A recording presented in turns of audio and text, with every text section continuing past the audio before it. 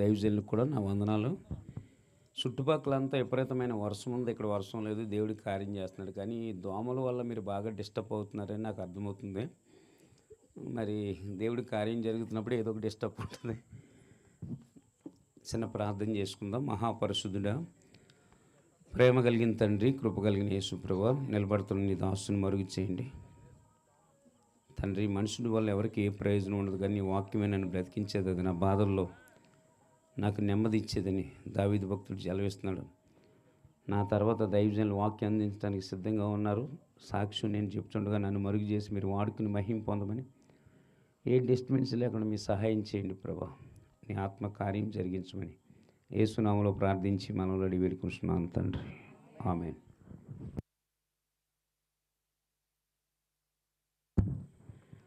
మంచిది.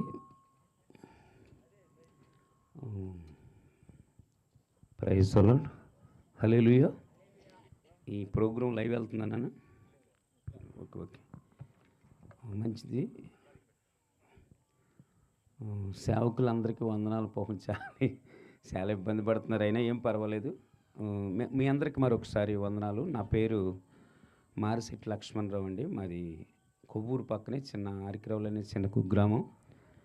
మా తల్లిదండ్రులకు 4 సంతానంలో నేను రెండో వాడిని. 5వ సంవత్సరంలో మా నాన్నగారు చనిపోయిన కారణం చేత మా అమ్మమ్మ గారు, తాతయ్య గారు, మా అమ్మగారికి వేరే మ్యారేజ్ చేసి పక్కనే కొవ్వూరు పక్కన ఔరంగాబాద్ అని ఒక గ్రామం తీసుకొచ్చి పిల్లలందరినీ స్కూల్లో జాయిన్ చేశారు. కానీ నేను సరిగ్గా ఉండట్లేదు, తొంటరిగా ఉండేవాడిని, అల్లరి ఎక్కువ చేసేవాడిని. దానివల్ల ఈ పలక పక్కన పడేసి ఈ గోదావరి రోడ్డు పక్కన గేదెలు మేపుకునే వాళ్ళు వెనకాల వెళ్తుంటే ఎవరో తాతయ్యకి చెప్పారంటే, ఏంట్రా మీ మనవడు గేదెలు కాస్తున్నాడే, పాలు కప్పుకి ఏమైనా పెట్టమంటే, లేదంటే అటు గేదెలు కాస్తున్నాడంటే తాత దగ్గర చేతికార ఉంటుంది, తరిగి ఏమాట అన్నాడు, గేదెలు కాస్తావా బళ్ళలోకి వెళ్తావా అంటే, నేను గేదెలనే కాస్తానంటే నీకు కర్మ చెప్పి అని చెప్పి ఒక పాలు కప్పుగా పెట్టారు. అలా పశువులు కాస్తున్న నన్ను మా పెద్దమ్మ గారు కుమారుడు బొల్ల వెంకటేశ్వరరావు గారు అని, ఆయన విజయవాడలో ఇప్పటికీ 51 నెంబర్ ప్లాట్ఫామ్ మీద సిల్డీ క్యాంటీన్ అని ఉంటుంది, అందులో సూపర్వైజర్గానే పనిచేస్తున్నాడు.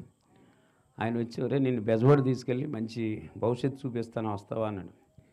వస్తానని చెప్పి మా ఊర్లో అందరికీ గొప్పగా చెప్పి మా అన్న నన్ను బెజవాడ తీసుకెళ్తున్నాడని చెప్పి విజయవాడ వెళ్తే, ఆయన విజయవాడ సున్నం బట్టీల సెంటర్లో నవోదయ టీ స్టాల్ అని ఉంటుంది అనమాట, అందులో కప్పులు కడిగే పనిలో పెట్టాడు ఆయన. భవిష్యత్తు అండి. ఊళ్ళోనేమో గొప్పగా చెప్పుకుని వచ్చేసాను. చూస్తేనేమో ఆ ప్లేట్లు గ్లాసులు కడిగే పనిలో పెడితే ఇంకేం చేయాలో తెలియక 20 సంవత్సరాల వయసు వరకు అక్కడే పనిచేశాను. యువ వయసు వచ్చిన తర్వాత కొన్ని విషయాలు నేను కట్ చేసుకుంటూ వస్తున్నాను. ఎందుకంటే టైం చాలా, నాకు 8:30 కల్లా క్లోజ్ చేయమన్నారు. దైవజనులు నా వెనకాల ఉన్నారు కనుక మీరు కూడా డిస్టర్బ్ అవుతున్నారు. ఇవన్నీ ఆగిపోతాయి, మీరు ఏం కంగారు పడకండి. దేవుడికి స్తోత్రం చెప్తాం. ఇవన్నీ కంచేపే ఉంటాయి, ఇవన్నీ ఎక్కడ పారిపోతాయి. మచిలీపట్నం దగ్గర పోలవరం, ఇదిగో పోలవరం పాస్టర్ గారు ఇక్కడే ఉన్నారు, ఎలీసా బాబు గారు. వాళ్ళ సంఘస్థురాలు మా అత్తగారు అనమాట. అక్కడ రాజులపాటి పాండు అంకమ్మ గారి కుమార్తెనిచ్చి ఇప్పుడున్న పాస్టమ్ గారిని ఇచ్చి వివాహం చేశారు. చేసిన తర్వాత నేను విజయవాడలో ఏ హోటల్లో అయితే పనిచేశానో అది సున్నం బట్టీల సెంటర్ నుంచి వాళ్ళ 8 షాపులు ఉంటాయి అనమాట. వాళ్ళ ప్రతి షాపుకి ఏమని పేరు పెడతారంటే సిల్డీ క్యాంటీన్ అని పెడతారు. ఇప్పటికీ మీరు ఎప్పుడైనా విజయవాడ వెళ్ళినప్పుడు చూడండి, తెనాలి నాన్ స్టాప్ ఎదురుగుండా ఉంటుంది సిల్డీ క్యాంటీన్, చాలా పెద్దగా వ్యాపారం బాగుంటుంది. వాళ్ళ సంస్థలో జాయిన్ అయ్యాను. బందరకాలో పక్కమ్మట ఉండేదన్నమాట, బందర్ గుడివాడ అని ట్యాక్సీలు కేకేస్తూ ఉండేవారు. దాని ఎదురుగుండా సిల్డీ క్యాంటీన్ ఉండేది. అందులో పనులన్నీ నేర్చుకున్నాను. ఒక వంట మాస్టర్ అయ్యాను. ఈమెనిచ్చి మ్యారేజ్ చేశారు. ఒక బాబు పాప పుట్టారు. అయితే నేను మహా మూర్ఖంగా ఉండేవాడిని అనమాట. ఎంత మూర్ఖుడిని అంటే, నేను పడుకున్నప్పుడు నా భార్య పిల్లలు వేడి నూనె కాసిపోయి చంపేద్దాం అనుకున్నంత మూర్ఖంగా ఉండేవాడిని. ఇష్టం వచ్చినట్టు తాగుడు, వ్యసనాలు, అసలు తెక్కొట్టేసేవాడిని అనమాట. మా మామగారు రాజులపాటి పాండు గారే అసలు తాగుబోతని ఆ ఊళ్ళో చెప్పుకుంటూ ఉంటారు, కావాలంటే అడగండి. ఆయన మా అత్తగారు అనుకునేదంట, మా అల్లుడైనా కొంచెం మంచోడు రావాలని అనుకునేదంట. ఆయన 2 కోటలు తాగితే మనం 5 కోటలు తాగేవాళ్ళం అనమాట. అది దానివల్ల రోజు తాగేసి విపరీతంగా కొట్టి జుట్టు పట్టుకుని లాగేసి కొట్టడం, పీకి మీద కాలేసి తొక్కడం, ఇలాంటి పనులు చేసేవాడిని. ఈ బాధలో తట్టుకోలేకపోతుంది. కానీ ఏం చేస్తున్నాడు, మా అత్తగారు అంకమ్మ గారు చాలా ఓర్పుగా నేర్పించింది. అమలేశ్వరం పేరు ఆవిడికి. భర్తలు అనేవాళ్ళు ఇలా కొడతారు, భార్యలు అనేవాళ్ళు ఇలా పడాలి అని చెప్పి పాపం నేర్పించింది. ఆ పద్ధతిని బట్టి ఇవిడ ఎదురు చెప్పేది కాదు. కానీ పిల్లలు పుట్టిన తర్వాత స్త్రీలకి ధైర్యం వచ్చేది, పిల్లలు ఎదిగితే ఇంకా ధైర్యం వచ్చేది. ఈటీవీ 2లో నేరాల ఘోరాలను ఒక కార్యక్రమం వస్తుంది. భర్త బాధలు తట్టుకోలేక భార్య పిల్లలు వేడి వేడి నూనె కాసిపోయి చంపేస్తే అది జరిగినట్టుగా చూపిస్తున్నారు. 9:30కి క్రైమ్ స్టోరీ ఎప్పుడైనా సరే చూడండి, జరిగిందే చూపిస్తారు వాళ్ళు, కల్పిత పాత్రలని పెట్టి. నూతన్ ప్రసాద్ వాయిస్తో వస్తుంది అది. భర్త బాధలు తట్టుకోలేక భార్య పిల్లలు వేడి వేడి నూనె కాసిపోయి చంపేస్తే మా అబ్బాయి చూస్తున్నారు, మా అమ్మాయి చూస్తుంది, నా భార్య చూస్తుంది. మా అబ్బాయి అన్నాడు, నాన్న ఎలాగే చంపేద్దాం, దరిద్రం వదిలిపోద్ది అన్నాడు. అంటే ఎంత దుర్మార్గంగా ప్రవర్తిస్తే అలాంటి ఆలోచనలు వస్తాయో వినండి. సరే, ఆ రోజు ప్లాన్ వేసేసుకున్నారు. రోజు తాగొచ్చేవాడిని, ఆ రోజు తాగకుండా వచ్చాను. ఇప్పటి వరకు నేను నిలబడటానికి కారణం ఏంటంటే ఆ రోజు తాగపోవటమే.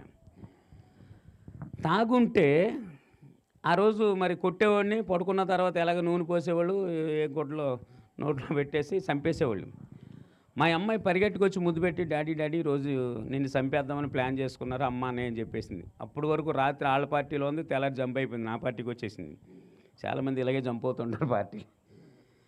సరే, నేను అన్నాను, తాగి లేకపోతే చాలా మంచిగా ఉంటారు మీ భర్తలు, తాగితేనే బూతులు తిడతారు. తాగితే ఈ ఊర్లో ఉన్న వాళ్ళందరినీ తిడతాడు, తాగకపోతే తల ఉంచుకుని అసలు సీమ కూడా చచ్చిపోతుంది, దోమ కూడా చావదు, అలాగ వెళ్తూ ఉంటారనమాట. నేను అన్నాను, చంపేస్తే ఒక దెబ్బకే చంపమనమ్మా, లేకపోతే నరికి చంపేస్తానన్న. వాళ్ళకి ఆ ఛాన్స్ రాలేదు, నాకు ఈ ఛాన్స్ రాలే. సరే, అది జరిగిపోయింది. మా అమ్మగారు విజయవాడ వచ్చినప్పుడల్లా ఏమని చెప్పేదంటే, యేసుప్రభుని నమ్ముకోమని చెప్పేది. ఇప్పుడు చెప్పేవు కానీ ఎప్పుడు చెప్పొద్దు యేసుప్రభు గురించి అని. నాకు లోక సంబంధమైన ఎన్నో భక్తులు ఉన్నాయి, వాటి పేర్లు నేను తీను. కానీ ఈ తాగుడు కాకుండా పొద్దున్నే తలస్నానం చేసి బొట్టు పెట్టుకుని చక్కగా నా భక్తి నేను చేసుకుని వెళ్ళిపోయేవాడిని. సాయంత్రం ఫుల్గా తాగొచ్చి కొట్టేసేవాడిని. మా క్యాంటీన్లో ఎవరికన్నా అప్పులు కావాల్సి వస్తే రోజువారీలని విజయవాడలో ఇస్తారు. రోజువారీ తెలుసా, కాల్ మనీ ఎక్కువ విజయవాడలో. 10,000 తీసుకుంటే 12,000 కట్టించుకుంటా, లేకపోతే 9,000 తీసుకుంటే 10,000. ఒకసారి ఒక 10,000 అవసరం వచ్చి నేను తీసుకున్నాను. సరిగ్గా 100 రోజుల్లో కట్టేశాను. వాళ్ళు మళ్ళీ తీసుకొచ్చి 10,000 ఇచ్చి, ఆ ఫ్యాన్ ఇటన్నా పెట్టండి అన్న పోనీ, డైరెక్ట్ నాకు పెట్టండి, లేకపోతే నోట్లోకి వెళ్ళిపోతున్నాయి, ఈ చాలా టేస్ట్ బాగున్నాయి అంటే ఇక్కడ చేపలు గట్ట తింటేమో మీరు దోమలు కూడా తీయగా ఉన్నాయి, నోట్లోకి వెళ్ళిపోతున్నాయి, ముక్కులోకి వెళ్ళిపోతున్నాయి. సరే అయితే నేను కరెక్ట్గా కట్టేస్తే ఆయన మళ్ళీ రెడ్డి గారు తీసుకొచ్చి మళ్ళీ 10,000 తీసుకొచ్చి, తీసుకోండి మాస్టర్ గారు అన్నాను. లేదు, నాకు అవసరం లేదండి అంటే, మీ ఖాతా బాగుందండి అన్నాడు. అంటే మనం కరెక్ట్గా కట్టేస్తే మళ్ళీ ఇచ్చేస్తారు అప్పు. నాకు వద్దంటే పక్కన అట్టు మాస్టర్ ఉండి అన్నాడు, మీకు వద్దపోతే నాకు ఇప్పించండి అన్నాడు. సరే, ఆయనకి అంటే ఇవ్వయ్యా అని చెప్పాను. ఆయనకి ఇచ్చాడు. ఆయనకి ఇచ్చిన తర్వాత ఒక కాగితం తీసుకొచ్చి ఇక్కడ సంతకం పెట్టమన్నాడు. నేను మారిశెట్టి లక్ష్మణరావు అనే మాట మాత్రమే నేర్చుకున్నాను, అది రాసేసాను. తర్వాత ఈ అట్టు మాస్టర్ వెళ్ళి టీ మాస్టర్ చెప్పాడు, లోన బయట సరుకు మాస్టర్ డబ్బులు అప్పిస్తున్నాడరా అని చెప్పాడు. టీ మాస్టర్ వచ్చాడు, ఆయన 10,000 ప్లీజ్ మాస్టర్ అన్నాడు. ఇవ్వండి అన్న. 1,50,000 మధ్యవర్తిగా ఉండి నేను డబ్బులు అప్పిచ్చేసాను అనమాట. వాళ్ళందరికీ నా చేత ఒక్కో సంతకం మాత్రమే పెట్టించుకున్నారు. నేను అనుకుంటున్నాను మీసం మీద ఎలా చేసి మన వాల్యూ భలే పెరిగిపోతుంది, ఒక మాట చెప్తే 1,000 ఇచ్చేస్తున్నారు అనుకుంటున్నాను. కానీ బుక్ అయిపోతామనే తర్వాత తెలిసింది నాకు. చాలామంది అంటారు, మీరు చెప్తే ఇస్తారు, కొంచెం చెప్పక్క అంటారు. చెప్తాం బాగానే ఉంటుంది, తర్వాత ఆవిడ కట్టకపోతే నువ్వు కట్టాలి. అది మధ్యవర్తి కొనటం వల్ల అది ప్రాబ్లం. సరే, ఏదేమైనప్పటికీ ఈ డబల్ డ్యూటీ ఉదయం 4 గంటల నుంచి 2 గంటల వరకు వంట మాస్టర్గా చేసేవాడిని. 2 కాడి నుంచి ఫోటోగ్రఫీ, ఫోటోలు అంటే నాకు చాలా ఇష్టం. ఫోటోలు తీయటం అంటే, ఫోటోలు తీస్తాం, ముందుకు వెళ్ళేవాడిని. ఈ ఎక్కువ డబ్బు సంపాదించాలని ఖాళీ లేకుండా కష్టపడేవాడిని. ఒకరోజు అర్ధరాత్రి వాంతులు, విరోచనాలు, విపరీతమైన జ్వరం, ప్లేట్లెట్స్ పడిపోవటం, లేకపోతే కలరా వచ్చేసి విజయ డాకింగ్ సెంటర్లో బాటా షోరూమ్ పక్కన సాయి హాస్పిటల్ ఉంటుంది, అందులో హెయిర్ తీసుకెళ్ళి అర్ధరాత్రి 1 గంటకి సెల్స్ అన్నీ పడిపోయినాయి. వాంతులు, విరోచనాలు ఒకసారి రాకూడదు. సరే, హాస్పిటల్లో ఉంటే అందరూ ఎవరు వచ్చినా చచ్చిపోతావు ఈ మాటే చెప్తున్నారు తప్ప ఎవడో బతుకుతావని చెప్పట్లే. ఈ మాట చెప్తున్నప్పుడు భయం వేసేద్ది. ఇప్పుడు ఈ కరోనా వల్ల చాలామంది చచ్చిపోయారు. కరోనా రాగానే కర్రలు కట్టేశారు కదా, దానివల్ల ఎవరో మాట్లాడటం అనేది చాలా ఫీల్ అయిపోయి చాలామంది చచ్చిపోయారు. నా దగ్గరికి వచ్చిన వాళ్ళందరూ మాస్టర్ బతకడో చచ్చిపోతాడని చెప్తున్నారు. అప్పటి నుంచి నాకు భయం వేసేసి బతకాలని, నాకు సంబంధించిన లోక సంబంధమైన భక్తి ఉండే వాళ్ళని ఎవరిని అడిగినా నాకైతే జవాబు రావట్లే. మా అమ్మగారు వచ్చింది ఒకరోజు, ప్రార్థనా తైలం తీసుకొచ్చి వచ్చి, లక్ష్మణరావు నీ కొరకు నేను ప్రార్థన చేస్తానంది. ఏంటి ప్రయోజనం అంటే, నువ్వు నమ్మితే దేవుడు మహిమ చూస్తూ ఉంది. నాకు బ్రతకాలని ఆశ ఉందమ్మా, ప్రార్థన చేయమన్నాను. సిలువు గుర్తేసింది, 3 డ్రాపు నాలుగు మీద వేసింది. దేవుని శక్తి నన్ను తాకింది. సప్పట్లు కొడుతూ దేవుని నామమున మహిమ. హల్లెలూయా. ఒక చిన్న ప్రార్థన అప్పటికప్పుడు రిజల్ట్ వచ్చింది. మా అమ్మగారు ఏం చెప్పారంటే, యేసు నువ్వు నిజదేవుడు, నేను నిన్ను నమ్ముకుంటానని చెప్పమని చెప్పాను. 3 రోజులు ఇంటికి తీసుకొచ్చేసారు. తీసుకొచ్చిన తర్వాత ఒక 80 రూపాయలు పెట్టి బైబిల్ కొనిచ్చి ప్రతి ఆదివారం మానకొండ మందిరానికి వెళ్ళని చెప్పి ఆవిడ వెళ్ళిపోయింది. నన్ను చూస్తే నా భార్య పిల్లలకి చెడి వినొద్దు, చెడి అనొద్దు, చెడికి అనొద్దు అని 3 కోతి బొమ్మలు ఉంటాయి కదా, అలాగే ఎట్ట ఉనుకుపోతూ ఉండేవాళ్ళు. ఎప్పుడైతే నేను ప్రభువుని నమ్ముకుని తెల్లబట్టలు వేసుకుని మందిరానికి బైబిల్ అట్టుకుని వెళ్ళిపోతున్నానో భయపెడతాం మానేసింది. మీరు కూడా అంతే, భర్తలు మారలేదని ఎడి తిరిగి నాలుగు మారితే మీరు రాక్షసులు అయిపోతారు. నిజం, ఇది నిజంగా జరుగుతున్న సందర్భం. మళ్ళీ భర్త మారాలని ఎన్ని వారాలు ఉపవాసాలు కన్నీళ్ళు కడితే ఇవిడు మారగానే ఆవిడ నువ్వు వెళ్ళిరా నేను తర్వాత వస్తానని చెప్పింది. సరే, నేను వెళ్ళిన మొట్టమొదటి వారం ఏం వాక్యం చెప్పారంటే, ఎఫెసీయులు రాసిన పత్రిక 5వ అధ్యాయం 25వ వచనం చెప్పారు. అందులో ఏముంటుందంటే, పురుషులారా మీరును మీ భార్యల్ని ప్రేమించండి అనే మాట ఉంటుంది. నేను అనుకుంటున్నాను ఈరోజు నేను తెగ ప్రేమించేద్దాం మా ఆవిడ. అప్పటి వరకు ప్రేమదామం తెలియదు, కొడతాం తప్ప. నేను అనుకున్నాను కానీ ఆవిడ అనుకోవాలి కదా. నేను ఎప్పుడైతే ప్రభువుని నమ్ముకున్నానో ఆవిడకి అసలు ఇష్టం లేదు. ఆవిడ రాజులపాటి వాళ్ళు గౌడ కదా, వాళ్ళకి అంకమ్మ గారు కులదేవత అనుకుంటా, అంకమ్మ గారు ఎవరో మరి, ఆవిడకి అస్సలు ఇష్టం ఉండేది కదా. యేసు ప్రభువుని నమ్ముకుని అమెరికా దేవుడిని నమ్ముకున్నాడని చెప్పి చాలా సిరగ్గా ఉండేది. నన్ను చూస్తే ఏదో అంతకుండా చూసినట్టు చూసేది. నేను ప్రేమగా పలకరిద్దామని చూస్తే ఆవిడ ప్రేమగా పలకరించలేదు. వంకాయ కూర ఉండమంటే బెండకాయ వండుతుంది, బెండకాయ వండమంటే దొండకాయ వండి పెట్టింది తినంటుంది. నన్ను చూస్తే కళ్ళల్లో చూసి ఎదురుగుండా చూడలేని వ్యక్తి ఇప్పుడు మారిపోయింది. నేను మారైనా ఆవిడ మారేడు తెలుతులేదు. ఏదో గొప్ప ఎక్స్చేంజ్ మేళ అంటారు కదా, మంచోళ్ళు ఏమో చెడ్డోళ్ళు అయిపోయారు, చెడ్డోళ్ళు మంచోళ్ళు అయిపోయినట్టు అయిపోయింది. నేను అనవసరంగా ప్రభువుని నమ్ముకున్నానని బాధపడి ఏడుస్తూ ప్రార్థన చేసుకుంటే, వచ్చే వారం మళ్ళీ మందిరానికి వెళ్తే పాస్టర్ గారు ఒక వాక్యం చెప్తున్నారు. ఏంటంటే, పేతురు యేసు ప్రభు వారి దగ్గరికి వచ్చి నీకు ఈ మరణం దూరం అవుగాకనే మాట చెప్తాడు. వెంటనే ప్రభువారు అన్న మాట చెప్పగలరా మీరు? సాతానా నా వెనకపోను ఆ మాట చెప్పి అన్నారైనా, సాతానా వెనకపోని పేతురుతో అన్నదే. పేతురు సాతాను కాదు, పేతురులో సాతాను ప్రవేశించి దైవ చిత్తాన్ని పాడు చేయాలనుకుంది. కొన్నిసార్లు మీరు ఆధ్యాత్మికంగా బలపడుతుంటే ఇలాంటి సాతాన్ని శోధిస్తూ ఉంటాడు. నీ భార్యని ఏమనొద్దు అనే మాట ఆయన చెప్పాడు. అప్పుడు ఏదో నాతోనే మాట్లాడుతున్నట్టు వాక్యమని నేను ఏమని కొడతాం మానేశాను.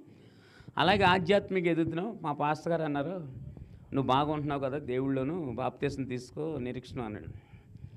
సరే, నేను మంచిగా అసలు నాకు బైబిల్ చదవటం రాదు, నాకు చదువులేదు.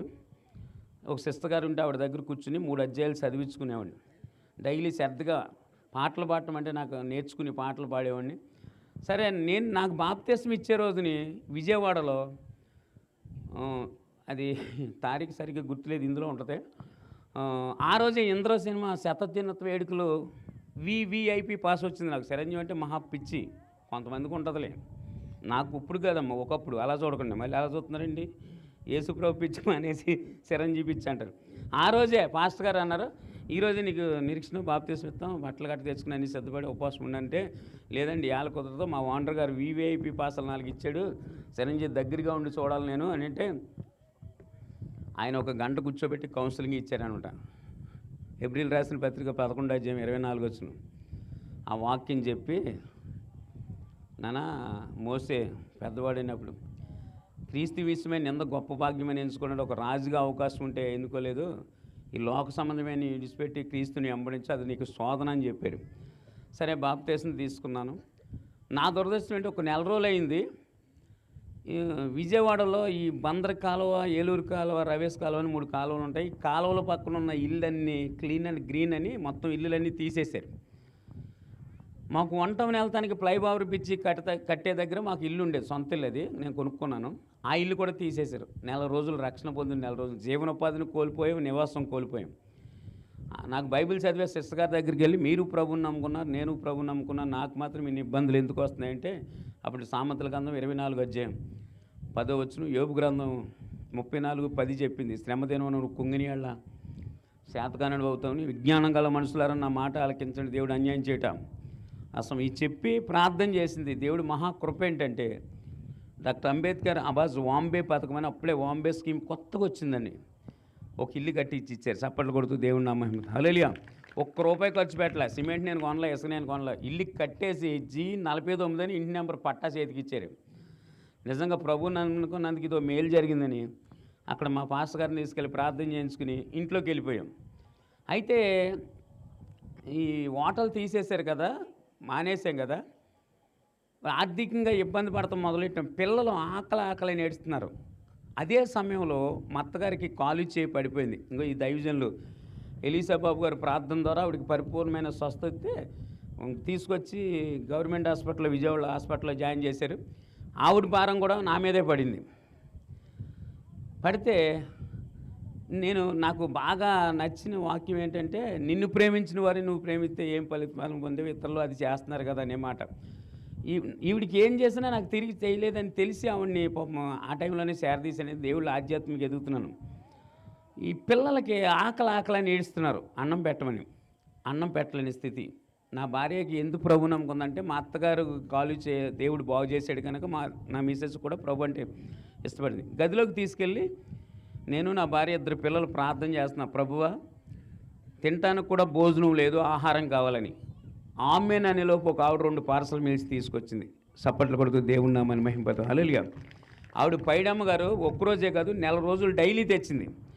ఈ భోజనం వస్తుంది. ఆ టైంలో బుడమేర పొంగిపోయి మా వాంబే కాలనీ పైపుల రోడ్డు అవన్నీ మునిగిపోయి, తర్వాత ప్రభుత్వం వారు 20 కిలోలు బియ్యం 750 రూపాయలు ఇచ్చారు. ఇవన్నీ బాగానే సాగుతున్నాయి. వాటర్ అంతా లాగేసిన తర్వాత ఎవరైతే మాకు డబ్బులు నేను మధ్యవర్తిగా ఉండి ఇప్పించాను వాళ్ళందరూ వచ్చేసి, మాస్టర్ గారు డబ్బులు కట్టండి అన్నారు. ఇదేంటి మీరు నాకు ఇవ్వలేదు కదంటే, మీకు ఇవ్వలేదు కానీ మీరు చెప్తేనే ఇచ్చాం, ఇదిగో కాగితాలు, ప్రతి దాని మీద నేనే బాధ్యత సంతకం పెట్టారు మీరు అని చెప్పి మ్యాటర్ అంతా వాళ్ళు రాసుకొచ్చేసారు. కేసు పెట్టేస్తామన్నారు. ఒకటి డబ్బులు ఇస్తారా, మనుషులను అప్పు చెప్తారా? హోటల్ పనిచేసేవాడు ఇవాళ ఎక్కడ ఉంటాడు, రేపు ఎక్కడ ఉంటాడో తెలియదు. 70 మంది వర్కర్స్కి మధ్యవర్తిగా ఉండి డబ్బులు ఇప్పించాను నేను. ఇంకేం చేయాలో తెలియని పరిస్థితి. కేసు పెట్టేస్తామన్నారు. రేపు ఈ టైంకల్లా మీ డబ్బులు ఇచ్చేస్తాం, వెళ్ళిపోండి అని ఆయనతో గొడవ పెట్టిన కేకలేసాను వాళ్ళతో. ఈ స్పందన అనేది ఒకటి ఉండేది. 2-3 వారాలు ఆ డబ్బులు కట్టకపోతే వాళ్ళు 9 మంది వచ్చి మా మిస్సెస్ని తీసుకెళ్ళి వాళ్ళని క్లాస్ పీకుతున్నారు, నన్నేమి వీళ్ళ క్లాస్ పీకుతున్నారు. పిల్లలు పైపుల రోడ్డు స్కూల్లో ఉన్నారు. సరే వాళ్ళు వచ్చేసరికి చచ్చిపోతే దరిద్రం వదిలిపోద్దని 12 పాయిజన్ ట్యాబ్లెట్లు ట్రై చేసుకున్నాను ఏదో విధంగా తిప్పలబడి. చనిపోతానికి ఓపెన్ చేసే టైంలో ఇలాగ డోర్ కొట్టింది మా అక్క. తలుపు తీశాను. ఎదురు మీ ఆవిడ ఏదంటే ఇలాగ స్పందన వాళ్ళు తీస్తారు. ఆ గొడవ నాకెందుకు, కానీ నాకు 15,000 ఇవ్వాలి కదా, ఎప్పుడు ఇస్తా ఉంది. చూడండి, ఏదన్నా కష్టం వస్తే ఇంట్లో వాళ్ళకి చెప్పుకుంటాం, ఇంట్లో వాళ్ళకి కష్టం వస్తే చెప్పుకోవడానికి అవకాశం లేదు. ఇంకో ట్యాబ్లెట్లు ఇగో, అప్పులు ఇగో, ఈ బాధలు తట్టుకోలేక చచ్చిపోవాలనుకుంటున్నానంటే, నువ్వు ప్యాన్ కురేసుకుంటావు, ఎండ్రూని తాగుతావు, రైలు పట్టాల కింద పడతావు, నాకు అనవసరం, నా డబ్బులు ఇచ్చి చచ్చిపోను. ఈ సాక్ష్యం బుక్లో ఆవిడ ఫోటో ఉంటుంది. ఎందుకు ఈ మాట చెప్పానంటే, ఫోటో వేసిన తర్వాత ఇప్పుడు బాధపడుతుంది నా చేత, నన్ను అందరి చేత తిట్టేస్తున్నామని. సరే ఇక్కడే ఉండు, ఇప్పుడే వస్తానని చెప్పి పరిగెట్టుకెళ్ళాను నేను. పరిగెట్టుకెళ్ళి మనకి రాజమండ్రి వచ్చేసి రాజమండ్రి వచ్చే డబుల్ లైన్ ఉంటుంది, ఆ పట్టాల మీద పడుకున్నాం చచ్చిపోదామని. ఎందుకంటే ఆవిడ డిస్టర్బ్ చేసింది నన్ను. నువ్వు ప్యాన్ కురేసుకుంటావు, ఏంటి తాగుతావు, రైలు పట్టాల కింద పడతావు, నాకు అనవసరం, డబ్బులు ఇచ్చి చచ్చిపోతుంది కదా. సరే ఇక్కడే ఉండి ఇప్పుడే వస్తాను, డబ్బులు తెస్తానని వెళ్ళి పట్టాల మీద పడుకున్నా. ఈ పడుకున్నవాడిని ఒక 9 క్వార్టర్ తాగేసి పడుకుంటే మొక్కలు అయిపోయాడిని, ఉండేవాడిని కాదు. కోపం మీద వెళ్ళి పడుకున్నాను. పడుకోగానే రైలు డబ్బు వచ్చేస్తుంది. మీరు ఎలా ఉలుక్కుపడ్డారు, అలా ఉలుక్కుపడి పరిగెట్టుకుంటే ఇంటికి వచ్చేసాను. వచ్చేస్తే ఇంటికి రాగానే డబ్బులు వేయరు, అంత డబ్బులకి బ్లడ్కితే చంపేస్తాను. నా బాధ ఏంటంటే, చచ్చిపోతానికి కూడా మనశ్శాంతి లేదు నాకు. బాధ తిట్టుకుంటూ పోయింది. తలుపేసేసాను. లోనికి వెళ్ళేసరికి ట్యాబ్లెట్లు ఇంకా వేసుకుంటలేదేంటి అన్నట్టు ఎదురు చూస్తున్నాయి. ట్యాబ్లెట్లని ఓపెన్ చేసి అలా వేసుకుందాం అనుకునే సమయంలో ఈ చెయ్యి లెగుతుంది కానీ నోటు దగ్గరికి రావట్లేదు.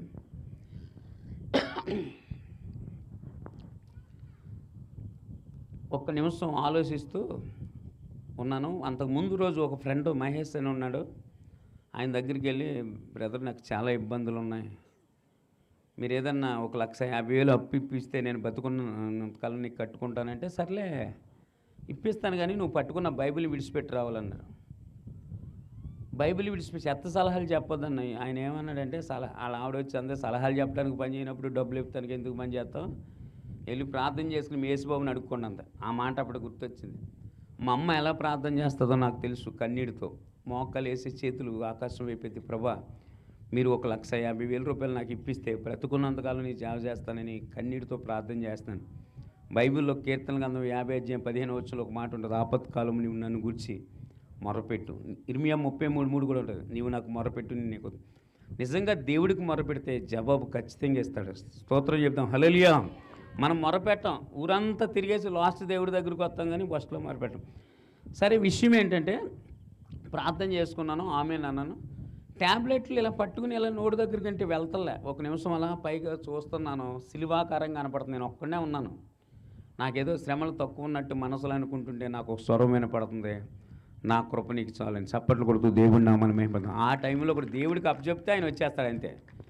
మరి నీ కృప ఉంటే నేను ఎందుకు ఇలా చనిపోవాలనుకుంటున్నానని నేను మనసులో అనుకుంటున్నా, బయటికి చెప్పట్లే. ఆయన మళ్ళీ మాట్లాడుతున్నా, నాకు వినపడుతుంది, నేను నిన్ను చనిపోమన్నాను, నేను ఎన్నుకున్నాను. ఈ లెటర్ని ట్యాబ్లెట్లు తీసుకెళ్ళి రామకృష్ణాపురంలో సత్యానందం గారు ఒక పాస్టర్ గారి దగ్గర చూపించమని ఆ స్వరం చెప్పగా విని ఆ లెటర్ని, ఆ ట్యాబ్లెట్ని తీసుకెళ్ళి ఆయనకి చూపిస్తే, ఏంటి నిరీక్షణ ఎలాంటి తెలుగు తక్కువ పని చేస్తున్నావు అంటే, అప్పులు బాధ తట్టుకోలేకపోతున్నానంటే, సరే కమిషనర్ గారు సురేంద్రబాబు గారు ఉన్నారుగా, ఆయన దగ్గర కేసు పెట్టేద్దాం వీళ్ళందరి మీద అన్నాడు.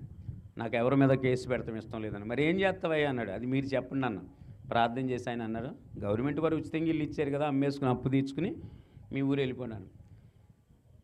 ఇల్లు అమ్మేసుకుని ఈ 1,50,000 అప్పు తీర్చుకుని మేము కొవ్వూరు వెళ్ళిపోదామని ప్లాన్ చేసుకున్న సమయంలో కే దస్తగిరి గారు, మా ఓనర్ గారు, శక్తి ఒక్కబడి కంపెనీ వాళ్ళ పార్ట్నర్షిప్ కూడా ఉంది వాళ్ళకి. ఆయనను రోసిరెడ్డి గారిని మేనేజర్ ఇద్దరు వాంబే కాలనీకి వచ్చి, లక్ష్మణరావు మనం రాజీవ్ గాంధీ హోల్సేల్ మార్కెట్లో సిరిడి క్యాంటీన్ పెట్టావు, రేపు వచ్చి డ్యూటీ ఎక్కరా అన్నాడు. లేదన్నా మేము కొవ్వూరు వెళ్ళిపోతున్నామన్నా. ఏంట్రా నీకు ఇబ్బందులు అన్నాడు. మాకు అప్పులు ఉన్నాయన్నా, నీకు ఎంత డబ్బులు కావాలో అంత ఇస్తాను, డ్యూటీ ఎక్కన్నాడు. ఆయన పెద్ద అయిన మాట కాదని లేక తెల్ల డ్యూటీ ఎక్కాను. 2 రోజులు పని చేసిన తర్వాత పిలిచి, లక్ష్మణరావు నీకు ఎంతరా బాకీ ఉందన్నాడు. వాస్తవానికి 1,50,000 ఉన్నాయి నాకు బాకీ. ధైర్యం చాటలే చెప్పడానికి. ఒక 70,000 ఉన్నాయన్నాను. వెంటనే 7 గంటలు చేతిలో పెట్టాడు, చప్పట్లు కొడుతూ దేవుడి నామని. మేము ఒక హోటల్లో పనిచేసే వాళ్ళకి 70,000 ఇవ్వటం అంటే మామూలు విషయం కాదు. 1,50,000 అడిగిన ఇచ్చేవాళ్ళేమో నాకు తెలియదు, నేను అడగలేకపోయాను. ఆ 70,000 చేతితో పెట్టుకుని నేను ఒక మాట అడిగాను, నాకు ప్రతి ఆదివారం సెలవు కావాలన్నాను. కావాలంటే ₹1,00,000 ఇస్తాను కానీ సెలవు మాత్రమే ఉన్నాను. వెంటనే అక్కడ టేబుల్ మీద పెట్టేసి బయటకు వచ్చేస్తాను. ఏంటి బే అన్నాడు. అన్న నాకు ఆదివారం సెలవు కావాలి, నేను చర్చికి వెళ్తాను, ప్రభుని నమ్ముకున్నానంటే అప్పుడు ఆయన రిక్వెస్ట్ చేశాడు, వేరే మాస్టర్ నువ్వు ఎగ్జిస్తా ఉండరా, సెలవు ఇవ్వటం కుదరదంటే ఎలాగైనా పర్లేదు, నాకు ప్రార్థన టయానికి 2 గంటలు అక్కడ కూర్చుంటానికి ఉంటే సరే, ఓ నైటు పగలు ఆయన చేయమన్నాడు, ఓ నైటు పగలు నేను చేయమన్నాడు. సరే 70,000 పట్టుకొచ్చాను. ఎవరెవరికి అర్జెంటుగా ఇవ్వాలో అక్క కోసం 15,000 పక్కన పెట్టి, 1,000 ఇవ్వాల్సిన వాళ్ళకి 500, 10,000 ఇవ్వాల్సిన వాళ్ళకి 5,000 అడ్జస్ట్ చేసాం. చేసి ప్రతి ఆదివారం ప్రార్థన 10 గంటల కంటే 9 గంటలకు వచ్చి మందిరానికి శుభ్రంగా ఊడ్చి బరకాలు వేసి పాస్టర్ గారు ఏది చెప్తే చేసేవాడు. ఆయన అన్నాడు, ఫస్ట్లో మంట తర్వాత అంటాను. దేవుడిని నమ్ముకున్న కొత్త రోజుల్లో ఎంత ఉత్సాహం ఉంటుందంటే అసలు తాళాలు ఇచ్చేవరకు ఊరుకోం మందిరం, తర్వాత లాస్ట్లో వస్తాం. అదే సీనియారిటీ పెరిగే కొలది కూడా లేట్ చేస్తూ ఉంటాం. అలాగే ఆధ్యాత్మికంగా ఎదుగుతున్న సమయంలో ఒక కళ వచ్చింది నాకు. అది ఏంటంటే, నేను పరిగెట్టుకుని వెళ్ళిపోతున్నాను, ఆకాశం నుంచి ఒక వెలుగు నా మీద అలాగ ప్రకాశిస్తుంది. స్పీడ్ మీద బందరకాలలో దూకేసాను. అందులో మునిగిపోతున్నప్పుడు పైనుంచి ఒక స్వరం, నా కుమారుడు నేను ఎన్నుకున్నాను ఆ సేవ చేయని. హెలికాప్టర్ లాంటిది ఒకటి వస్తుంది, 2 వ్యక్తులు చెయ్యందిస్తున్నారు, మునిగిపోతున్నా. నాకు టక్కనే మెలుగు వచ్చేసింది, ఏమీ అర్థం కాలేదు. మా అక్కకి ఔరంగాబాద్ ఫోన్ చేసి, ఏంటి అక్క ఎలాగ వచ్చిందంటే, ఆవిడో సందర్భం చెప్పింది. ఔరంగాబాద్లో పాకా జగన్నాథ్ గారు అని వాళ్ళ అబ్బాయిని దేవుడు సేవ చేయమని చెప్తే, సేవ చేయనందుకు కారణం చేత మరణకరమైన రోగం వచ్చి హాస్పిటల్లో ఉంటే వాళ్ళ దైవజనులు వచ్చి, నాన్న నువ్వు దేవుడి దగ్గర ఏదన్నా ఒప్పుకోవాల్సినవి ఉన్నాయేమో ఒప్పుకుంటే, నాకు సేవ పిలుపు ఉందంటే నేను చేయలేక మీకు చెప్పలేదంటే, అయ్యో ఇప్పుడైనా సేవ చేస్తాను ప్రభు అంటే నువ్వు బ్రతుకుతావంటే నేను సేవ చేస్తాను ప్రభు అని ప్రార్థన చేసుకున్నాడంట. ఆయన బ్రతికి అన్నవరపాడని తణుకు దగ్గర సేవ చేస్తున్నాడు. ఈ విషయం చెప్తుంది మా అక్క. ఎందుకు నాకు చెప్తున్నావు అంటే, నువ్వు కూడా సేవ ఎక్కడ చేయాలో ప్రభు అని అడుగు, దేవుడు నీకు అన్ని మేలు చేస్తాడంటే. ఒక 3 రోజులు ఉపవాసం ఉండి ప్రార్థన చేస్తున్నాను. తెల్లారగట్ల 3:30 ఆ టైంలో ప్రార్థనలు ఉన్నా, ప్రభు నేను ఎక్కడికి వెళ్ళి నీ సువార్త ప్రకటించాలని. కొవ్వూరు రోడ్ కమ్ రైలు బ్రిడ్జి పైన నుంచి బస్సులు వెళ్తే కింద నుంచి ట్రైన్ వెళ్తుంది. ఆ పక్కనే శ్రీనివాసపురం వాంబే కాలనీ అంటారు, అది బిజ్జీపేట కూడా అంటారు దాన్ని. ఆ ప్రాంతం అంతా నాకు దర్శనంలో చూపించి, నేను ప్రేయర్లోనే ఉన్నాను. ప్రేయర్లో ఉండగా ఒక వ్యక్తి నన్ను అన్నీ చూపించాడు. టక్కన ఇక్కడే చేయమని చెప్పి వెళ్ళిపోయాడు. తీరా చూస్తే నేను విజయవాడ వాంబే కాలనీ G39 ఇంట్లో ప్రార్థన చేసుకుంటున్నా. ఈ మాట నా భార్యకి చెప్పాను, దేవుడు పలానా ప్రాంతానికి వెళ్ళి సేవ చేయమంటున్నాడంటే, సర్లే మీరు వెళ్ళి సెలవు చెప్పరండి, ఒకసారి చూసి వద్దాం ఆ ప్లేస్ అంది. లేట్ చేయొద్దు, వెళ్ళిపోదాం అంది. పొద్దున్న వెళ్ళాను.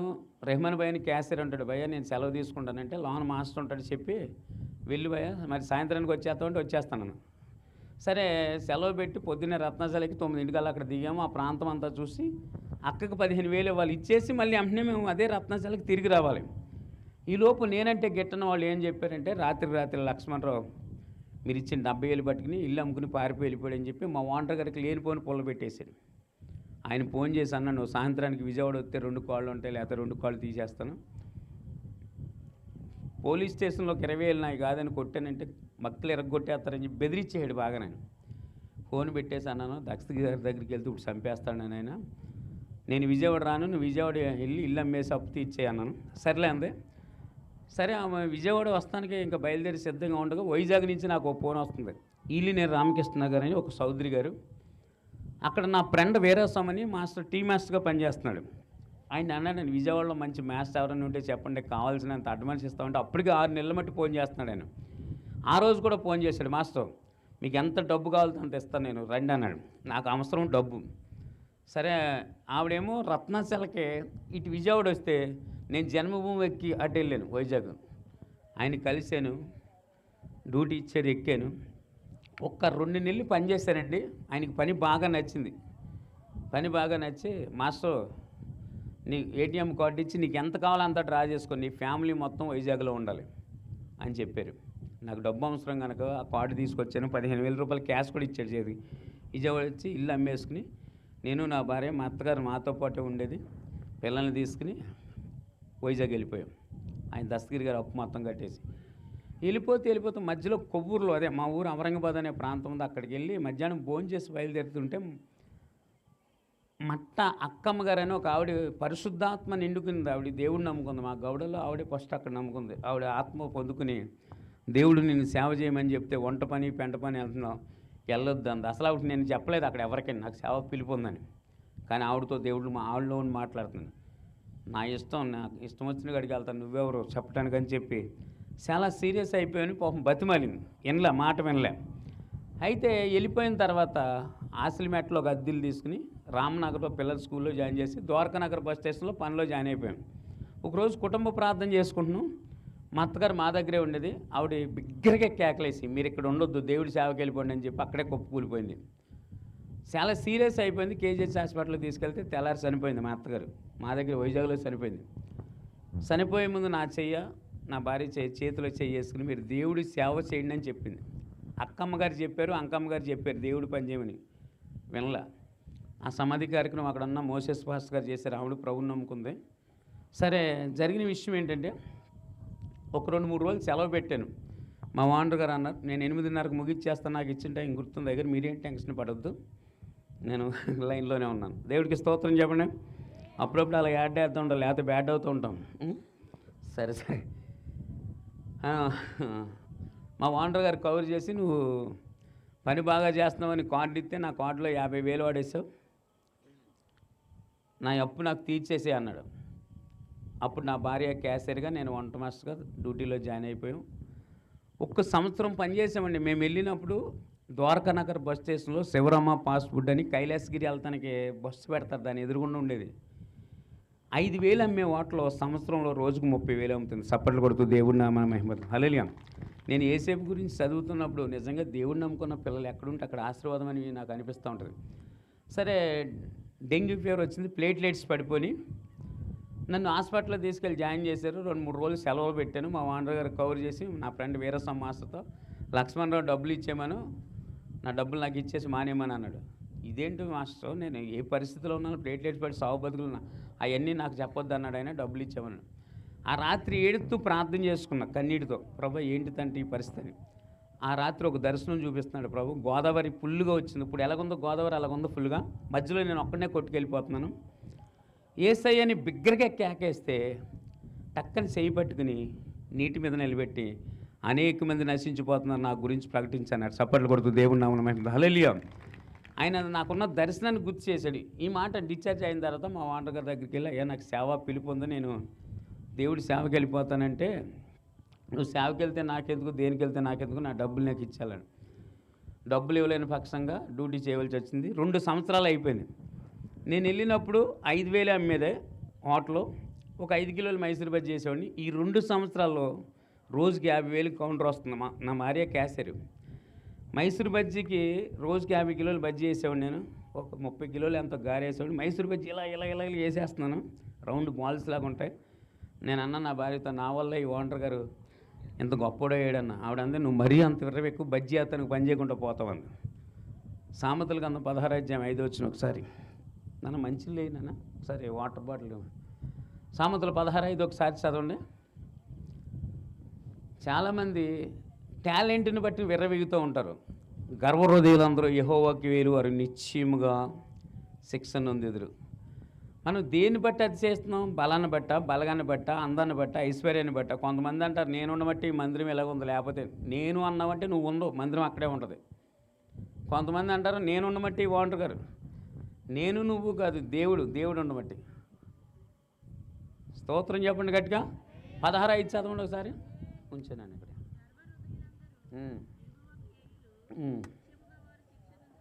గర్వహృదయులందరూ యెహోవాకి వేరు, వారు నిత్యముగా. టాలెంట్ని బట్టి విర్రవీగకూడదు. మరీ అంత విర్రవీక్కు బజ్జీ అత్తానికి పని చేయకుండా పోతా ఉంది. ఆ నోటుసాలు ఏంటో తెలియదు. 15 రోజుల్లో టీబీ వచ్చేసింది. నాకు టీబీ వస్తాం ఎలీసా బాబు గారికి తెలుసు. కదయ్య గారు మీకు తెలుసు కదా, అప్పుడే కదా మీరు వైజాగ్ వచ్చారు. పెద్ద వాల్టేర్లో విపరీతమైన దగ్గు వచ్చేస్తుంది, కఫం పడుతుంది, బ్లడ్ పడుతుంది. పెద్ద వాల్టేర్ మెంటల్ హాస్పిటల్లోనూ ఈ టీబీ హాస్పిటల్ ఎదురు బదులుగా ఉంటాయి. వెళ్ళి టెస్ట్ చేస్తే ఎన్ని పూసల నుంచి వాటర్ తీశారు నాకు. టెస్ట్ చేస్తే నీకు టీబీ వచ్చింది, పొయ్యి దగ్గరికి వెళ్తే చచ్చిపోతావు అన్నారు. ఇప్పుడు నాకున్న టాలెంట్ నా పొయ్యి దగ్గరే ఉపయోగించగలను. ఇప్పుడు పొయ్యి దగ్గరికి వెళ్ళొద్దు అంటున్నారు. గర్వహృదయులందరూ యెహోవాకి వేరు, నిశ్చయముగా. 16-18 కూడా చదవండి ఒకసారి. నాశనానికి ముందు గర్వం నడుస్తుందంట. చాలామంది విర్రవీగిపోతూ ఉంటారు. నా ఎంతటి వాడు లేడు, నాటి కుప్పకూలిపోతాడు. చూస్తూ ఉండండి మీరు ఎప్పుడైనా. గర్విష్ఠులు ఇల్లు యెహోవా పెరిగిపోయినని ఉంటుంది. అదే 15 అధ్యాయంలో. సరే, నేను వాక్యం చెప్పడానికి రాలేదు కాబట్టి సాక్ష్యంలోనికి వెళ్దాం. 6 నెలలు టీబీ హాస్పిటల్లో ఉండమన్నారు. ఆ టీబీ హాస్పిటల్ అంతా తిరిగి చూశాను. హెచ్ఐవి పేషెంటు, టీబీ పేషెంటు ఒకేలాగా ఉంటారు. సన్నంగా అయిపోతారు. హెచ్ఐవి పేషెంట్ ఎండిపోతాడు, టీబీ పేషెంట్ ఎండిపోతాడు. విపరీతమైన దగ్గు, కఫం పడుతుంది, బ్లడ్ పడుతుంది. అప్పుడు నాకు అర్థమైపోయింది, నేను చచ్చిపోతాను బతకనని. 6 నెలలు సెలవు ఇచ్చేసి మా ఓనర్ గారు విజయవాడ వెళ్ళి ఒక మాస్టర్ని తీసుకురామన్నాడు. తీసుకొచ్చాను. సరే సెలవు పెట్టుకుని ఇంటికాడ ఉండమన్నాడు. హాస్పిటల్లో ఉండమంటే నా భార్య హాస్పిటల్లో ఉంది, ఇంటికాడ ఉండి మందులు వాడుకుంటామంది. సరే, అప్పుడు పాస్టర్ గారి దగ్గరికి వెళ్ళి ప్రార్థన చేయించుకున్నా. అయ్యా నా గురించి ప్రార్థన చేయండి, నాకు టీబీ వచ్చిందంటే. ఆయన ఇల్లు కొత్తలో చెప్పాను, నాకు సేవా పిలుపు ఉంది ఆయనకి చెప్పానికి. మోసెస్ గారని సంఘవిజోలు ఆసిలిమెట్లో ఉంటారు ఆయన. బెదరు మీరు ఏదో సేవ పిలుపు ఉందన్నారు, మీరు ఎందుకు వెళ్ళలేదు సేవకంటే పరిస్థితులు చెప్పా. సరే, ఇప్పుడు టీబీ వ్యాప్తే ఉన్నారు, 3 నెలలు ఇంటికాడ కూర్చుంటారు కదా, ఈ 3 నెలలు ఒక ప్రార్థన చేయండి, ప్రభువా నన్ను బాగు చేయి, నేను పని చేస్తానని. 3 నెలలు అదే ప్రార్థన చేశా. ప్రభా టీబీ తగ్గించండి, మీ సేవ చేస్తాను. నాకు 10 ఇయర్స్ బేబీని నా దగ్గర నాకు నా భార్య పెట్టింది. మా అబ్బాయి ఏమో స్కూల్కి వెళ్ళిపోయాడు. ఇవేమో క్యాషియర్గా చేస్తాను. ఆవిడ కష్టార్జితంతో నన్ను కుటుంబాన్ని పోషిస్తుంది ఈ 3 నెలలు. మా అమ్మ ఏమని ప్రార్థన చేసేదంటే, ప్రభా మా డాడీకి ఏం అవ్వకుండా చేయదంటే మీ సేవ చేస్తాడని. నాకు ఎలా ధైర్యం చెప్పేదంటే, ఎండిన ఎముకల్ని సైన్యంగా మార్చాడు మన దేవుడు. సమాధిలో ఉన్న లాజర్లు లేపాడు. నీకు ఏమవుదు ప్రభు, ఏమవుదు డాడీ, ప్రభు నిన్ను స్వస్థపడతాడని కన్నీటితో ప్రార్థన చేసి సిలువు గుర్తులు వేస్తూ ఉండేది. అలాగ 3 నెలలు ప్రార్థన చేస్తే మళ్ళీ హాస్పిటల్కి వెళ్తే అన్నీ నార్మల్గా వచ్చేసి చప్పట్లు కొడుతూ దేవుడు నామన మహిమ. హల్లెలూయా. మీరు ఎవరినన్నా అడగండి, టీబీ కోర్స్ 6 నెలలు, 6 నెలలకు తగ్గకపోతే ఇంకొక 6 నెలలకి ఇస్తారు. ఆ 6 నెలలకు తగ్గకపోతే ఇంకో 6 నెలలు, 6 నెలలకు తగ్గకపోతే 18 నెలలు వాడాలి. కానీ 3 నెలల్లో టీబీ తగ్గడం అంటే అది యేసయ్య కృప. డాక్టర్ గారు రిపోర్టు ఎక్స్రే తీస్తారనమాట. ఎక్స్రే తీసి ఎక్స్రే ఇంకా నాయంక చూస్తున్నాడు. ఏంటి అసలు ఇది ఎలా జరిగిందంటే, యేసయ్య నన్ను స్వస్థపరిచాడంటే మంత్రాలకి సింతకాయలు రాలవన్నాడు. మంత్రాలకి సింతకాయలు రాలవు, కానీ నా యేసయ్య వల్ల సమస్తము సాధ్యమని చెప్పేసి ఆ రిపోర్ట్ పట్టుకుని ఆనందంతో ఇంటికి వచ్చి, యేసుప్రభు నన్ను స్వస్థపరిచాడు, మనం సేవకి వెళ్ళిపోదాం పదా అన్న. కొంపకి బైబిల్ పట్టుకుని అడుక్కుంటాము. ముదనష్టం సేవ, ముదనష్టం దర్శనాలను. ఇక్కడే ఉంది నా భార్య. నేను అబద్ధం చెప్తే ఇంకా నన్ను ఆడుకుంటుంది ఆవిడ. అడుక్కుంటావా అంది. అంటే సేవ చేసి ఇక్కడ ఉన్న చాలామంది సేవకులు ఉన్నారు కదా, సమాజం ఎలా చూస్తుందంటే మేము బతకలేక బైబిల్ పట్టుకున్నాం అని. బతకలేక కాదమ్మా, మాకు భారం ఉండి పట్టుకున్నాం. సేవకులను చూస్తే ఎంత సులకనగా మాట్లాడుతున్నారంటే అసలు ఎలా పడితే అడుక్కుంటున్నారు. మేము అడుక్కోవాల్సింది, మీరు మీరు కష్టపడినప్పుడు మేము కష్టపడలేమా? ఎప్పుడు నన్ను చూసి ఎదురుగుండా మాట్లాడటానికి ధైర్యం సరిపోని ఆవిడ ఎలా పడితే అలా ఊగేస్తుంది. పచ్చడి పండు ఉంటుంది తెలుసా మీకు? పచ్చడి నూరుతారు, ఇంత పండు ఉంటుంది. పని పాటు లేనివాడికి కోపం ఎక్కువ ఉంటుంది. అంగవైకల్యంగా ఉన్నవాడికి పని పాటు లేనివాడికి విపరీతమైన కోపం ఉంటుంది. కష్టపడేవాడికి అంత కోపం ఉండదు. కానీ మరి 3 నెలలు కూర్చోబెట్టి పోషిస్తుంది. పచ్చడి పండు దొరికింది, విపరీతంగా కొట్టేశాను. మామూలు కొడతాను కదా, నోరెత్తితే చంపేస్తాను.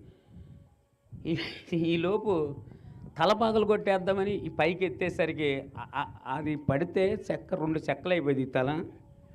నా కూతురు వెంటనే కాలు మీద పడిపోయి, డాడీ నీకు దండం పెడతాను, అమ్మను కొట్టొద్దు డాడీ, మన ఇద్దరం దేవుని సేవకి వెళ్ళిపోదాం, అమ్మ నాన్న ఇక్కడ ఉంటారంది. మనిషివా పశువా? గుడ్డును బాదినట్టు సేవని ఎడుతున్నామండి.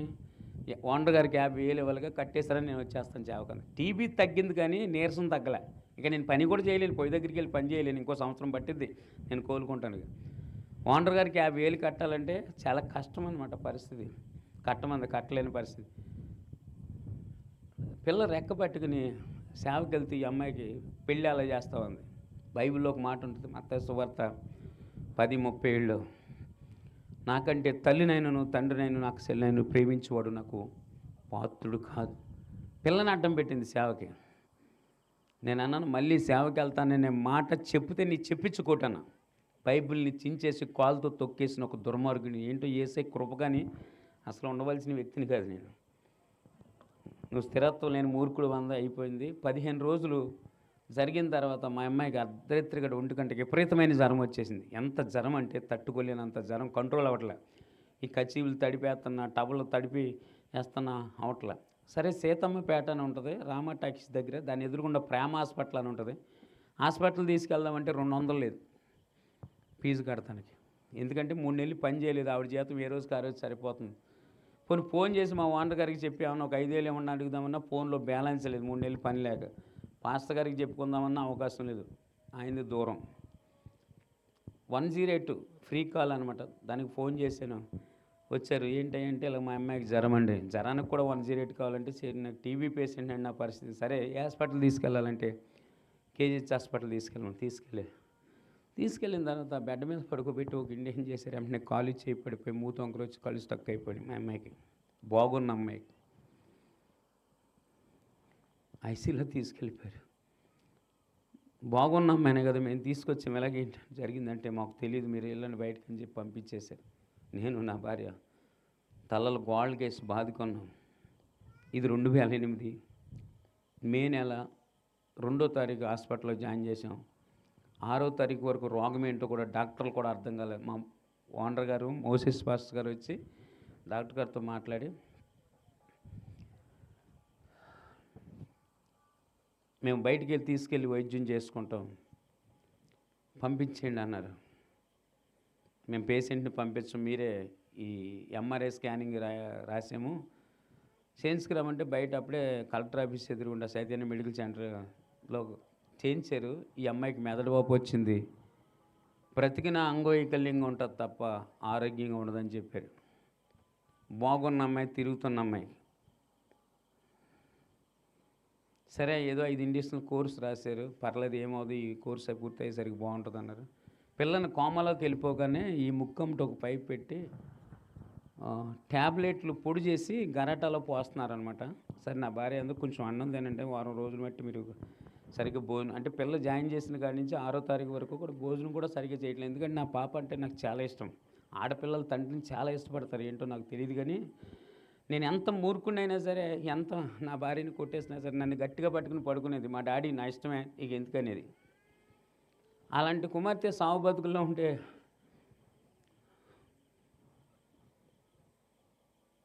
తలలు గోడకేసి బాధేసుకుంటే ఏంటి ఎలా జరుగుతుంది. ఈవిడ అన్నం తినమంటుంది, పిల్ల బాగోలేదు, ఈ సాగు బతుకులు ఉంది, ఆకలి మేస్తుంది, అయినా పెట్టింది కానీ అన్నం తింటలేదు. ఇలాగ కదుపుతూ ఎవరి కోసం బతికించడం, నేను వెళ్ళి సేవ చేయాలంటే నా కూతుర్ని బ్రతికించవలసిందని గర్వంతో ఇరవీగుతూ మాట్లాడుతున్నాను. ఈలోపు మా అబ్బాయి పరిగెట్టుకుంటూ డాడీ చెల్లికి ముక్కమ్మట పైప్ పెట్టారు కదా డాడీ, ఆ పైప్ అంట బ్లడ్ కంట్రోల్ అవ్వట్లేదు, విపరీతంగా వచ్చేస్తుంది, సుమారు 25 మంది డాక్టర్లు ఉన్నారు, గుండెని బాతున్నారు, సూదులతో గుచ్చుతున్నారు, కంట్రోల్ అవ్వట్లేదు, ఈ సిలోన్ వాటర్ ఎక్కిద్దామంటే ఇది అవ్వట్లేదు అంటే పరిగెట్టుకు వెళ్ళి చూసేసరికి చుట్టూరు మూగిపోయి ఉన్నారు. ఆ జూనియర్ డాక్టర్ అందరూ మూగిపోయి ఉన్నారు. సూదులతో నరాలు గుచ్చుతుంటే ఏం నరాలు దొరకట్లేదు. ఈ ముక్కమ్మట మాత్రం ఫుల్ బ్లాక్ అయిపోయింది, బ్లడ్ ఇచ్చేస్తుంది. నేను 3 నెలలు టీబీ వ్యాధితో బాధపడుతున్నప్పుడు మా అమ్మాయి నా దగ్గరికి వచ్చి ప్రార్థనా తైలం తీసుకొచ్చి సిలువ గుర్తేసి ఏమని చెప్పేదంటే, డాడీ మన యేసు ప్రభు గొప్ప దేవుడు, నీకేమవుదంటే అప్పుడు నేను చెప్పానమ్మా, నేను ఇలాగ ఆత్మహత్య చేసుకుని చనిపోదాం అనుకున్నప్పుడు నువ్వు గుర్తొచ్చేవరా, అప్పుడే నేను ప్రార్థన చేసుకున్నానంటే అవన్నీ వద్దు డాడీ, మన యేసు ప్రభు గొప్ప దేవుడు అని చెప్పి నా కుమార్తె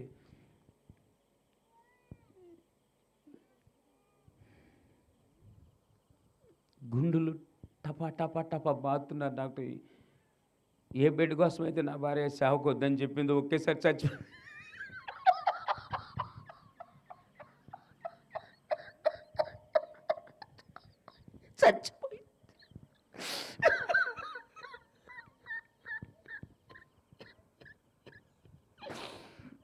ఏ బిడ్డ కోసమే నా భార్య సేవకు వద్దని చెప్పిందో కాళ్ళ ముందు ఒకేసారి కుమార్తె మరణించేసరికి బ్రతకడం వేస్తూ ఆత్మహత్య చేస్తూ చనిపోదామని అక్కడ ఆర్కే బీచ్ దగ్గరగా ఉంటుంది, కేజీహెచ్ హాస్పిటల్ పక్కన వెళ్ళిపోయింది దూకేస్తాను.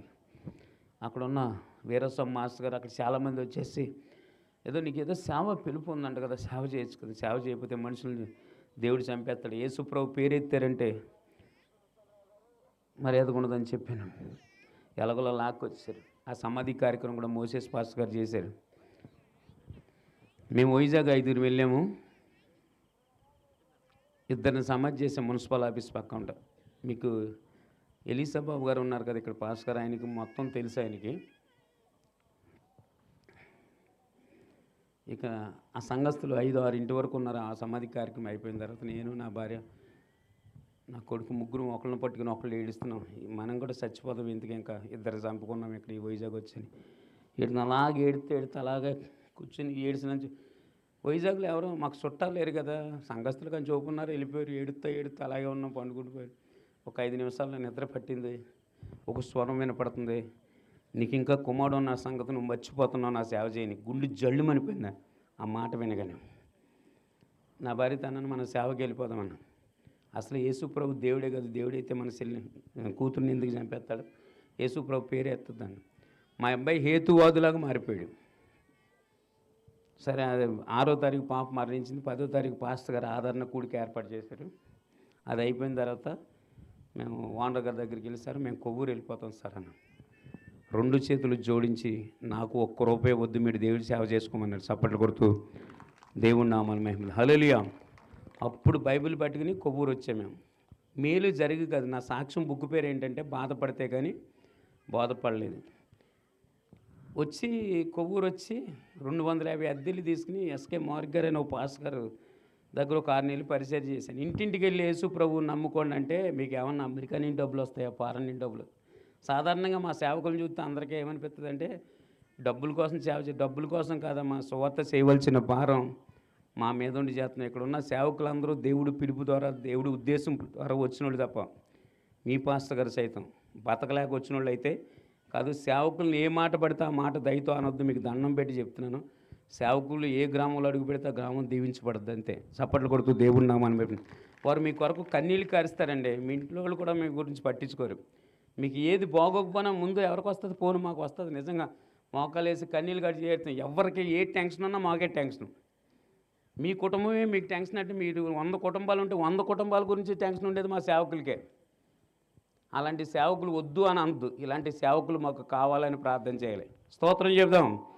సరే, తర్వాత నేను ఇంటింటికి వెళ్ళి యేసుప్రభు దేవుడు నమ్ముకోండి అని చెప్తుంటే మా అబ్బాయి వెనకాల వచ్చి యేసుప్రభు దేవుడు కాదు, మా చెల్లిని చంపేయడని చెప్పడం మొదలెట్టాడు. ఏతువాదిగా మారిపోయాడు. తర్వాత పచ్చకామర్లు వచ్చేసి చాలా సీరియస్ అయిపోయి సావు బతుకుల మధ్యలోకి వెళ్ళిపోతే ఏడుస్తున్నాడు. ఇంకా నేను చచ్చిపోతాను అనే భయం పట్టుకుంది. నేను అన్నాను, యేసు ప్రభువా నీవే దేవుడు, నీ గురించి నేను ప్రకటిస్తాను, సేవ చేస్తానని చెప్తే బతుకుతావు, లేకపోతే నువ్వు కూడా చచ్చిపోతావు.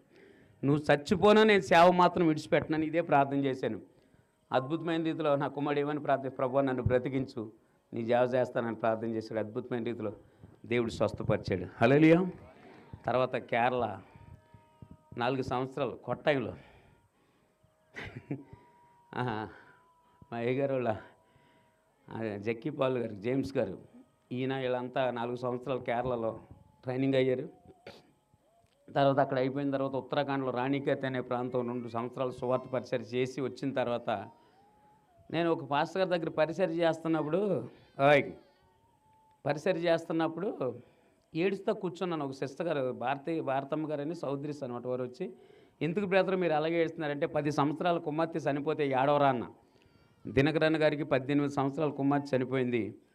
ప్రార్థన చేసుకుంటే అలాంటి పోలికలు కలిగిన కుమార్తెను దేవుడు ఇచ్చాడు, మీరు కూడా అదే ప్రార్థన చేయండి అంటే అలాగే ప్రార్థన చేస్తాం మొదలెట్టాను. అద్భుతం ఏంటంటే కృష్ణా జిల్లా నందిగామలో రాజు స్వీట్ స్టాల్ అని ఉంటుందా, వాళ్ళ స్వీట్ కొట్టు అని ఉంటుంది, వాళ్ళ కుమార్తె అనిత ఒక దర్శనం అంట.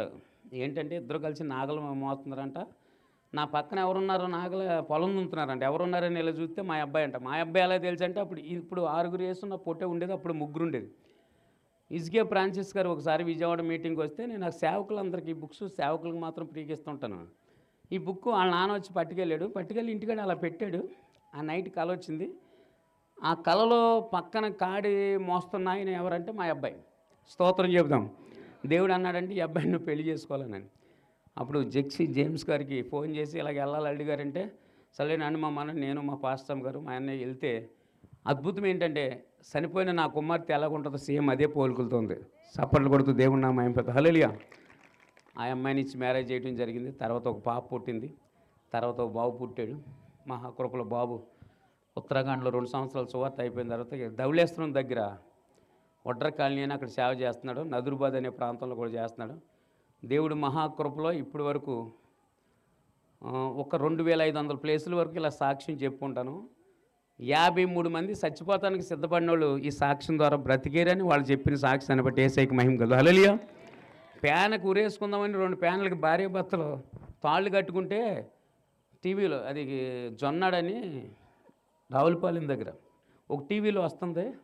ఆ సాక్ష్యం చూసి తాళ్ళు ఇప్పేశారు అయ్యగారు. అది దేవుని కృపే, మన గొప్పతనం ఏం కాదు. పిల్లోని గోదట్లో పడేసి భార్య భర్తలు ఇద్దరు దూకు చనిపోదాం అనుకుంటే ఆ రోజు తోరం చంద్రవతి గారని మా సంఘంలో ఈ సాక్ష్యం బుక్ ఇచ్చింది. ఆ బుక్ చదివి వాళ్ళు వచ్చేసరికి ఇప్పుడు దేవుడు మహాకృపలో సజీవంగా ఉన్నారు. వాళ్ళ అమ్మగారు 3 ఎకరాల పొలం రాసింది, మా సంఘంలో ఉన్నారు. ఇలాగ 153 మందిని ప్రభు బ్రతికించుకున్నాడు. స్తుతి మహిమ ఘనత యేసయ్యకే కలిగిన గాక. నాకు ఇచ్చిన సమయం కూడా అయిపోయింది. ఇంకా పూర్తి సాక్ష్యం కావాలంటే ఇక్కడ బుక్ ఉంది. ఓ 10 రూపీస్ ఊరికి ఇస్తే దీనికి వాల్యూ తెలియదు, ఒక 10 రూపాయలు ఇచ్చి తీసుకోండి. మీరు అది కష్టమైతే యూట్యూబ్లో నిరీక్షణ పాలు మారిచెట్టు అని కొట్టినా వస్తుంది. రాజు సిరికొండ యూట్యూబ్ ఛానల్లో 2,60,000 మంది చూశారు. చాలామంది బ్రతికారు. ఒకసారి నేను పడుకున్నప్పుడు నా భార్య పిల్లలు వేడి నూనె కాసిపోయి చంపేద్దామనుకున్నారు. కానీ ఈరోజు నేను నా సాక్ష్యం ద్వారా 53 మందిని యేసయ్య బ్రతికించుకున్నాడు. స్తుతి మహిమ ఘనత యేసయ్య కలిగి. చిన్న ప్రార్థన చేసి నేను దైవజనులకు సమయం ఇచ్చేస్తాను. చిన్న ప్రార్థన. మహాపరిశుద్ధుడా, ప్రేమ కలిగిన తండ్రి, కృప కలిగిన యేసు ప్రభువా, నీకు స్తోత్రాలు. ఒక మనుషుడి మాట వల్ల ఎవరికి ప్రయోజనం ఏమీ లేదు, కానీ నీ వాక్యం నన్ను బ్రతికించేది, నా బాధల్లో నెమ్మదినిచ్చేదని నీ వాక్యమే నన్ను బ్రతికించి ఈరోజు ఇక్కడ నిలబడ్డానంటే కేవలం నీ కృపే. ఎంతమంది తాగుబోతులు, వ్యభిచారులు మారుతున్నారు తండ్రి, నీ గురించి తెలియక అపార్థం చేసుకుంటున్నారు. కానీ నువ్వు దేవుడివై ఉండి దేవుడితో సమాన భాగ్యమని ఎంచుకోలేదు, కానీ నీకు నీవే రిక్తినిగా చేసుకుని దాసుడి స్వరూపం ధరించి సిలువ మరణం పొందినంతగా మా కొరకు ప్రాణం పెట్టిన గొప్ప దేవుడు. ఈ కూడిక ద్వారా తండ్రి దైవజనులు నా తర్వాత నిలబడుతున్నప్పుడు తండ్రి ఆయన మరుగు చేసుకుని మీరు వాడుకోండి. గుండె చెదిరిన వారిని బాగు చేసేవారు నీవే కనుక తండ్రి, నువ్వు మతానికి దేవుడు కాదు, మార్గానికి దేవుడు అని ప్రజలు తెలుసుకున్నట్లుగా సహాయం చేసి ఈ సాక్ష్యం ద్వారా అనేక మందికి దీవెనకరంగా మార్చి మహిమ పొందమని. ఇంకో ఈ కూడికిని ఏర్పాటు చేసిన దానియేలు గారు తన భార్య బిడ్డల్ని, ఇంకో ఇక్కడ ఉన్న సేవకుల్ని, బిడ్డల్ని, రక్షణ లేని బిడ్డలకు రక్షణ కూడా దయచేసి మహిమ పొందమని యేసుక్రీస్తు నామమును బట్టి నేను ప్రార్థించి మనల్ని అడిగి వేడుకుంటున్నాను తండ్రి. ఆమేన్. అందరికీ వందనాలండి. ఇది ఇప్పటికీ 6 భాషల్లో రాయబడింది సాక్ష్యం. నిజంగా దేవుడి కృపే. మీరు నా సేవ పరిసర కూడా ప్రార్థించండి. Thank you sir.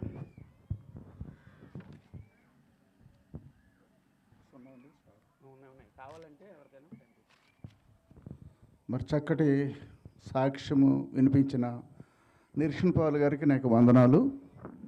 మన మధ్యన ఒక సహోదరుడు పాట పాడతాడు. పాట పాడినాక మన మధ్యన దైవజనులు సిద్ధంగా ఉన్నారు వాక్యం చెప్పడానికి. ఈ పాట పాడిన తర్వాత దైవజనునికి సమయం ఇద్దారు. హలో. అందరు నిలబడి ఒకసారి అందరు నిలబడదాం.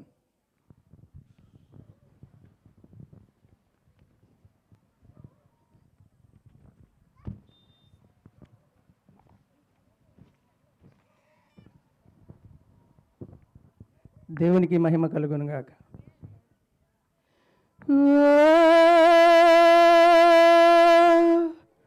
అమూల్యమైన పాత్ర ఉన్నది,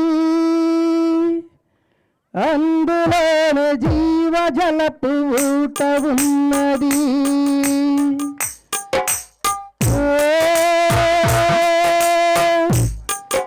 అమూల్యమైన పాత్ర ఉన్నది, ఆ పాత్రలో జీవజలపు ఊట ఉన్నది. ఆ పాత్రయే మన కాపరి, ఆ పాత్రయే సంత కాపరి.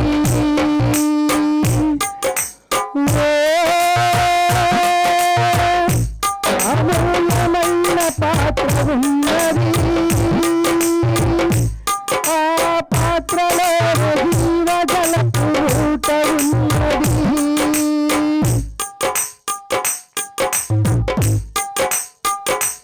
జీవమునిచ్చే మాటలు ఎన్నో దాగి ఉన్నది ఆ పాత్రలో. జీవమును ఇచ్చే మాటలు ఎన్నో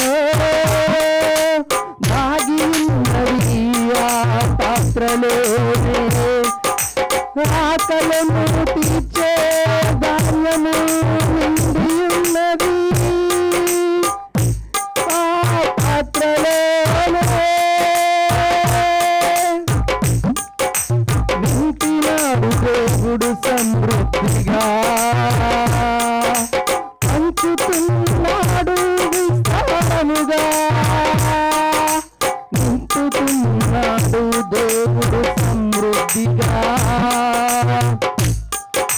పంచుతున్నాడు విస్తారముగా.